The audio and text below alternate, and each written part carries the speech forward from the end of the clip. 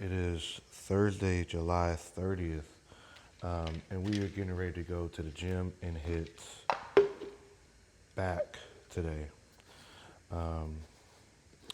Got this pre-workout, this Excellence-led National Lampoon's Ignition Switch. Uh, it was on the discount rack at Vitamin Shop for 50% off. So, fun fact about me, I'm going to go to Vitamin Shop or Wholesale Nutrition in South Haven at least once or twice a week to see what's on their discount rack. And if it's 30 to 75% off and it's pre-workout or omegas, omega 3s, or any of the like digestive enzyme, any of the essential supplements that I use, I'm going to buy them and I'm going to stack up on them. Because you try to save money where you can in this sport because it's pretty darn expensive. Uh, yeah, um, I realized that I really suck at cutting because I've cut up a couple of my old shirts. They just have big sleeves on them. And I don't mind that, but they're just older shirts like this one. Made this shirt a couple years ago, and just trying to switch up the look. But I can never cut the shirts evenly. So, but I guess you just need more practice, or I need to hire somebody to come. But again, I'm trying to save money, so the answer is more in getting more practice at cutting up shirts, and I'll get more precise at them. And today's shoes are the Jordan 8 Aquas. Um, Gosh, man, I've probably worn these. I've worn these once this year. Actually, probably what 6, 7 weeks ago at the Nashville Fit Show. But I normally only wear these shoes like twice a year. But they are the eights are some of my favorite Jordans.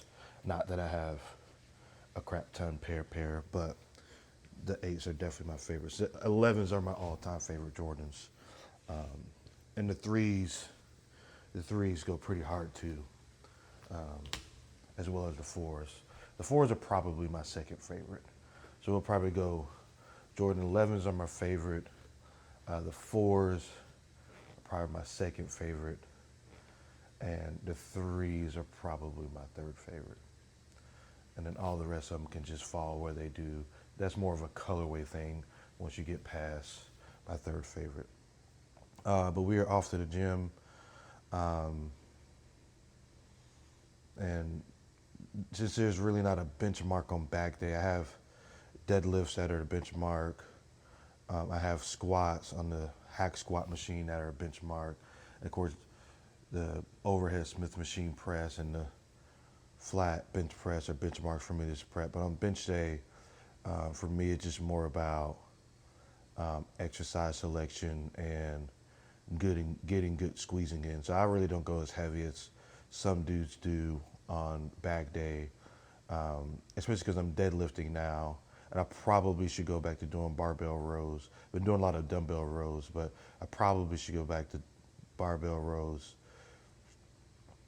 maybe at some point in this prep, definitely in the off season, because those are just a staple of any guy that you see that is a consistent Olympia winner.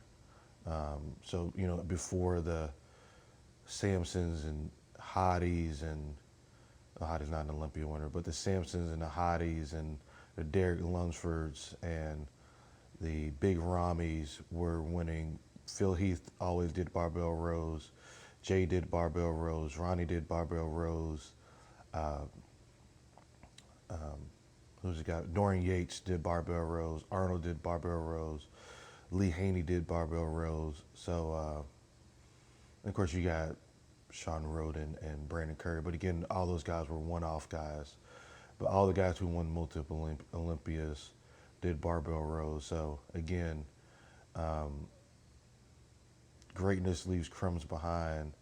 And if those guys are doing it, it probably would behoove me and behoove anybody else out there to be doing barbell rows, because you really can't go wrong with them outside of course, doing way too much weight and not having good enough technique, especially standing too much upright. That's neither here nor there. Let's get off to the gym. All right, I don't start off every workout with foam rolling, but foam rolling is one of those like semi-controversial topics because you have a crowd of people that believe that it yields some results and some that believe it is a huge waste of time. Which side of the fence do you lay on? So comment down below, what do you think foam rolling is worth? The 3 to 6 minutes you're dedicating towards it, or if it's not worth it. I personally think there's a little bit of value to it, enough that I feel like it definitely opens up some body parts. And I definitely like opening up my lats, because I always notice a difference whether I'm getting tissue work done with the massage therapist, dry needling with my chiropractor, or on a much lower scale, just doing with foam rolling. I notice a much better and more engaging lat pump when I do foam rolling. So comment down below whether you think it has some purpose or not. Now I was watching Joseph Purcher's podcast, and he talked about midsection control, and that is something that when I get in, well, I've been in the office for like 5 years, but that's something that has kind of gotten away from me, not necessarily on stage, but my waistline does get a little bit thicker or more bloated looking in the off season. So he reminded me that I need to be doing ab control. I've been doing some, but I need to go back to doing it daily. So I've never really done the vacuums on the floor like he was doing. I've almost always done mine standing over a table or a bench or a countertop, kind of like Chris Bumstead. And I normally will pull up a vacuum and try to breathe just out of my nose, in and out of my nose, and breathing in and out of my chest and not using my diaphragm to breathe from. And I'll do one set for 20 seconds, one set for 40 seconds, and then one set for 60 seconds. And then I'll do that again at the end of my workout. And then I try to do some later in the day when I have 3, 4, 5 meals in me as well, just to, again, gain that control. Because if you're doing a night show, you know, you have minimum 3 or 4 meals in you by the time you get to the night show, and you don't want your midsection looking noticeably different from the morning show to the night show. So we'll do a set of 20 and then roll on to our workout. I picked the right freaking alarm clock. Here we go.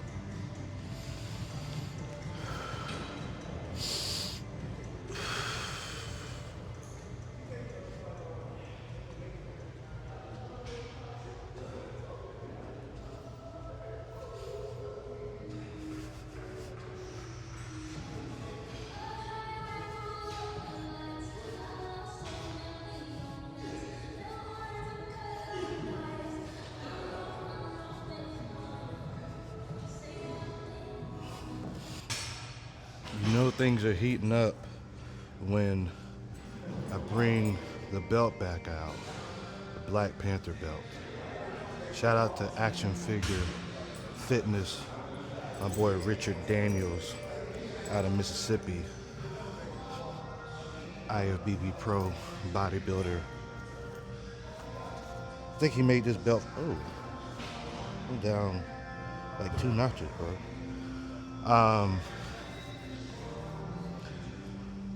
Being down 2 notches since the last time I put on this belt is crazy. He made this belt for me like 3 years ago. Love it, but it's time for another one. But like I said before, I'm not buying another one until I get back on stage. So, Richard, I'll be hitting you up later this fall. There's something I haven't really talked about before and I don't really talk about in my videos is, especially for my first one or two exercises, whether it's isolation move or compound move, I like to do a couple of primer sets just to get a little bit of blood and oxygen in the muscle and really make sure that the mind-muscle connection is there before I start driving intensity and effort up. So I always go super light for like 10 to 12 reps for one or two sets, and then I get into my working sets.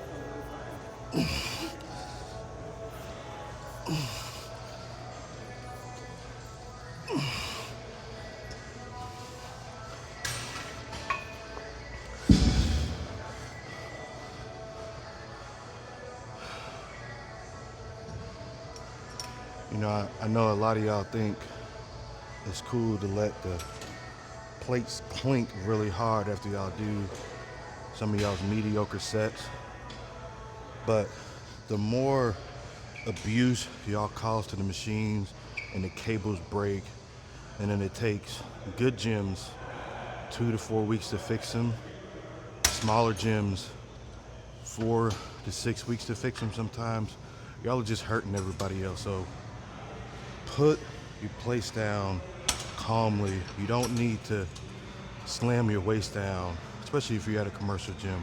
But even if you're at a hardcore gym, y'all aren't Ronnie Coleman benching 200-pound dumbbells where it's just safer to drop them instead of controlling them back down. So do us all a favor and control your waist back to the bottom.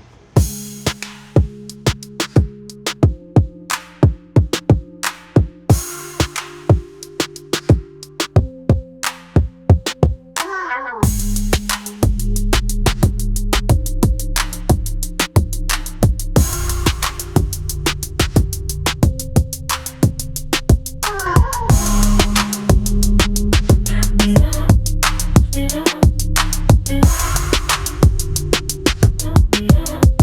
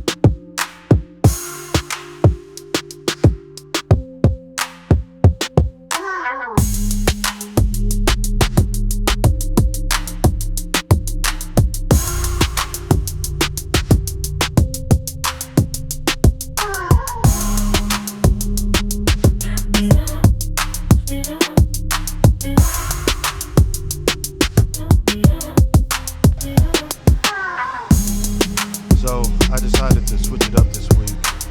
I normally do pull-ups as my first and second exercise. I guess normally my second exercise, but I moved it back in the order because I've been kind of plateauing at 7 to 8 unassisted. So I'm going with assisted this week, and I'm moving it back, and I'm trying to focus on getting as many negative pull-ups as I can. So I try to control the eccentric for like a 3 to 4 count down all the way to full extension and pull back up, and I just go to failure. So I'm gonna do this for like 3 weeks and then go back to unassisted to see if I can start cracking 10 unassisted pull-ups per set, which are pretty decent for a guy that's rolling around 280. But I see like 280 and 290, 300-pound monsters doing sets of 10 unassisted pull-ups all the time. So not all the time, but I see it enough. So that is a, I guess, strength goal I'm trying to get to as well on back day, is getting better at pull-ups, because as much as people probably underrate them, and I think they just underrate them because it's just a fundamental exercise, but I tell people all the time, if you want to be a better bodybuilder or a better athlete or lifter altogether, make sure you're getting push-ups and pull-ups in your program multiple times a week.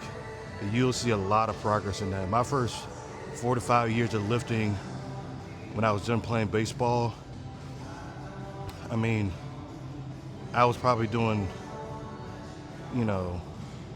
60 to 70 pull-ups a week and probably 200 to 250 push-ups a week on top of my 5-day split, which I think really helped everything out in the first 3 to 5 years of my lifting. And then I kind of gotten away from it because you get engaged and happy into other stuff, but I always try to come back to them because they're just a great bang for your buck.